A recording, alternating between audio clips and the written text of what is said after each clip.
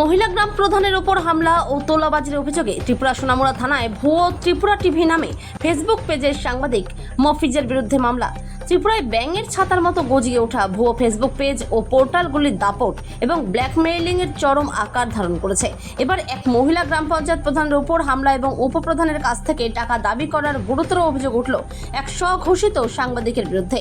চাঞ্চল্যকর এই ঘটনাটি ঘটেছে সিপাহীজলা জেলার ফকিরাদোলা গ্রাম পঞ্চায়েত এলাকায়।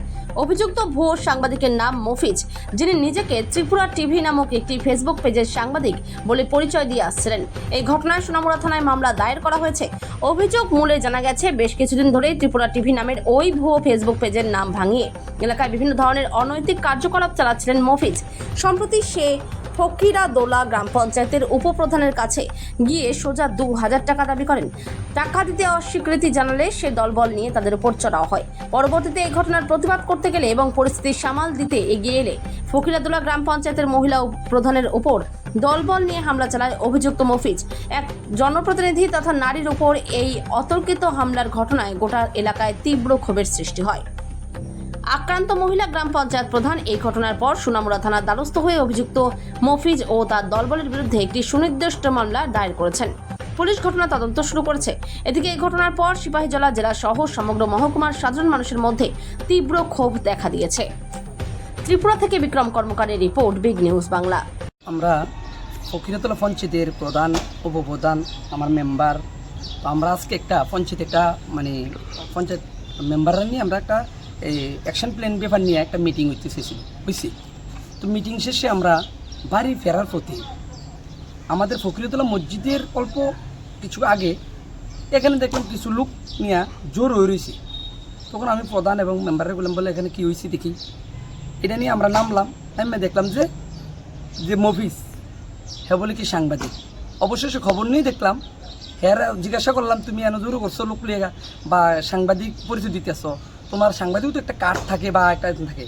সে এইটা কইতই হ্যাঁ আমার লোক উল্টাও করতো ভাষা ব্যবহার করছে, প্লাস পাশাপাশি যে লোকগুলো আছিল ওই লোকগুলো সহকারে এর সঙ্গ হইয়া আমাদের সাথে আচরণ খারাপ করতেছে। তো আমি বললাম যে খবর যেটা সত্য আছে এটাই তুলো, আমরা আপত্তি নেই, কিন্তু আমরা সাথে এরকম আচরণ কেন করতেছ? করতোই ওই লোকটি ইব্রাহিম বাবের নাম মুসলিম মিয়া, হে সুন্দর আমার লগে ব্যবহার বৃত্তি করছোই, প্লাস আমার দুঃখ হইলো আমার প্রধানের উপরে আমার মেম্বার তাদের উপরে অনুযুক্তি ছিল তাহানি এবং টাচ অনুযুক্তি করছে, দেখা দিছি দেওয়ানে সঙ্গে সঙ্গে আমি দেখছি মানাতে পারি না। অবশেষে আমি বললাম কি, আমি মোবাইলটা বার করছি, ভিডিও করছি, এবার জায়গা এবার হের যখন কইতেছে বারবার কয় ঠিক আছে যেটার মধ্যে এটা করো, এটি কই জায়গা। তো আমি হ্যাঁ কইলাম, মফিজরে কইলাম, তুমি যে লাগাই দিলা তোমার কারণে আজকে এটা হয়েছি, তুমি সাংবাদিক হলে আমার আপত্তি নেই। এবার মফিজের লগে আমার যে একটা ব্যাপার, মফিজ আমার পিছনে কেন লাগলো আমি এটাই বুঝতে পারলাম না। মফিজ কিছু 1-1.5 মাস হইব এরকম আগে আমার থেকে হ্যাঁ ফোন করছে, ফোন করিয়া আমারও কইতেছে ভাই এই ব্যাপারে আমি মফিজ, আমি সাংবাদিক এই। তো আমি বললাম ঠিক আছে, কি ব্যাপারে ফোন দিচ্ছেন? তো হ্যাঁ কইতেছে যে ভাই আপনার আমার কিছু টাকা দেন। আমি তো আমার কী টাকা, যেটা 2000 টাকা চাইছি। আমি বললাম কেন দিতাম টাকাটা, কী কারণে? আপনার পঞ্চায়েতে এই সমস্যা, এটি দুই দেন তাহলে আমি আর কি আমার কি পঞ্চায়েতে ডুপ্লিকেট কী আছে? তো না দেওয়ার কারণে আমি কিছু না, আমি কী টাকা দেবো? তো আর না দেওয়ার কারণে আজকে হ্যাঁ যে এই যে লোকটি দূর করে আমরা যেটা দেখলাম, তাহলে আজকে হ্যাঁ বুঝা গেল টাকা না দেওয়া নেই, হ্যাঁ আমার ব্ল্যাকমেইল করছে। তো এই পর্যায়ে গেছে, কি কল দিছে, কি দিয়ে কল দিছে? মেসেঞ্জারে কল দিছে। যদি আমার আইডি কল দিত মেসেঞ্জারের যে প্রয়োজন, আমি যে হ্যাঁ ভয়েসিং করছে বা আমি করছি, কী কারণে তুমি নাম্বার পাঠাও, হ্যাঁ নাম্বার পাঠাইছি, কিন্তু মেসেঞ্জারে কথাগুলো কইছি, এটা আপনারা প্রয়োজন আমি দিয়ে দেবো স্ক্রিনশটে, কিন্তু প্রমাণ ছাড়া আমরা কাজ করি না। আমরা চাই পঞ্চায়েত প্রতিনিধি জনসাধারণ এখানে কী নিয়ে ভিড় করছে আমরা অবশ্যই দেখার দায়িত্ব আছে আমাদের, কী হইল না কী হইল। কিন্তু আজকে আমরা ভালোর জন্য যাওয়ার পরে এইভাবে কি লেলিয়ে দিতে পারে নাকি? তার সঙ্গমঙ্গ একটা গাড়ি নিয়ে গেছে, জানেন, গাড়ির ভিতরে অন্য কিছু লোক বসে আসল গাড়ি। কে গাড়ি নিয়ে গেছে? তো গাড়িটা কে গাড়ি নিয়ে গেছে? মফিজ নিয়ে গেছে ওই গাড়ির মধ্যে। তো সঙ্গে সঙ্গে যখন ভিডিও বাড়ি করছি সঙ্গে সঙ্গে হ্যাঁ গাড়ি দুটা হ্যাঁ কি সাংবাদিকের নাম দিয়ে সাংবাদিক বলে হ্যাঁ বলো সাংবাদিক। তো আমরা কোন সাংবাদিক 100 বার কার তো থাকে বা একটা তোমার লাইসেন্স আছে বা দেখাও সার্টিফিকেট দেখাও, আর দেখায় না, না দেখো নে এই নিজের লোক। তারপরে মনে করেন তারা আমরা লেটটা পড়ছে। টাকাটা মফিজ চাইছিল 1-1.5 মাস আগে আরও। তা আমি বললাম কেন টাকা দিতাম, কেন টাকাটা কি প্রয়োজনে? কইতেছে আপনার পঞ্চায়েতের যে সুবিধা অসুবিধা এগুলো আমরা ধরে তুলতাম না। আর কি ধরে তুলবেন? যেটা সত্য এটা তুলেন, আমার কি ইয়ে যায়?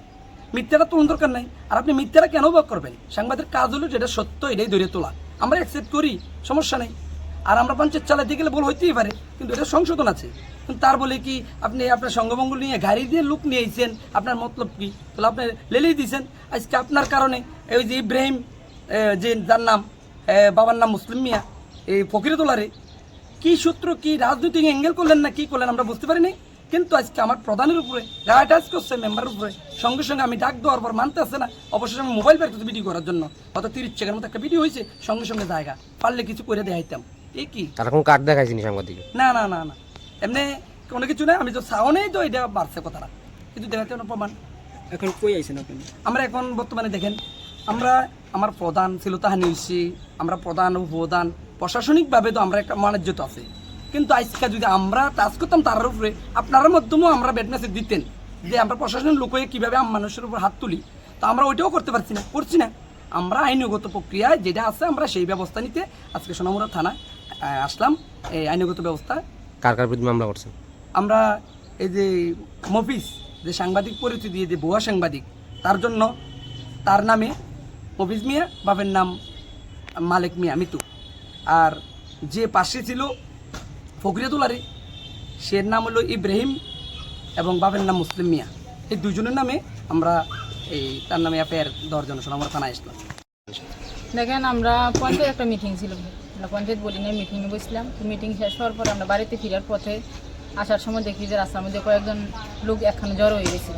তো আমি টান দিয়ে কিন্তু সামনে গেছি গিয়া, প্রধান উপপ্রধান পেছনে। তো দেখে তারা যখন দাঁড়াইছে আমিও দাঁড়াইছি।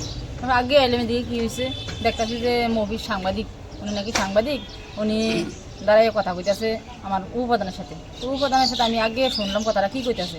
হ্যাঁ কইতেছে, কয় যে আপনি আইসেন ভালো কথা, মানে এতটুকু আপনার সাথে যে বয়ানটা উপপ্রধান দিয়ে গেছে ওইভাবে তাই কথা কইতেছে। কথা কওয়ার পাশে দেখতেছি যে পেছন থেকে আরেকজন লোক, ওইখানে আমরা এলাকার লোক হই, সে নাকি আগে আইয়া এই আমরা উপপ্রধানটা কইতেছে, তুই আমারে চার্জ করি নাকি, তুই আমারে জিজ্ঞেস করি নাকি, এই নি সে নি, মানে আবল তাবল কথা উশৃঙ্খলাভাবে। তা আমি বললাম যে একটা প্রশাসনিকভাবে আমরা কি তোমরা জিজ্ঞেস করার অধিকার নাই?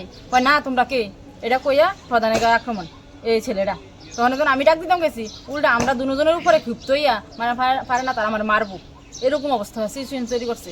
তখন আমরা বাধ্য করলাম যে তোমরা প্রশাসনিক লোকের সাথে এইভাবে আচার ব্যবহার করতেছো, তোমরা আসলে কি আমরা পঞ্চায়েত বোর্ডের কাছে কি কোনো কাজে তোমরা ব্যর্থ হয়েছো? কেন তোমরা এরকম করতেছো?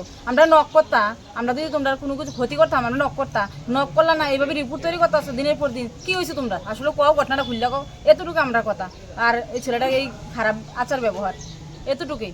আর যা করলে তো কোনো শুনছেন, উপপ্রধান বয়ানটা দিছে, আমরা এটা প্রশাসনের কাছে আমরা এটা সঠিক বিচার চাই। আমরা পঞ্চায়েত বোর্ডের উপরে এইভাবে কেন আক্রমণ হয়েছে, আমাদের দোষ কি ওটা তারা দেখাই দেও, কিন্তু আমরা সঠিক বিচার চাই প্রশাসনের কাছে।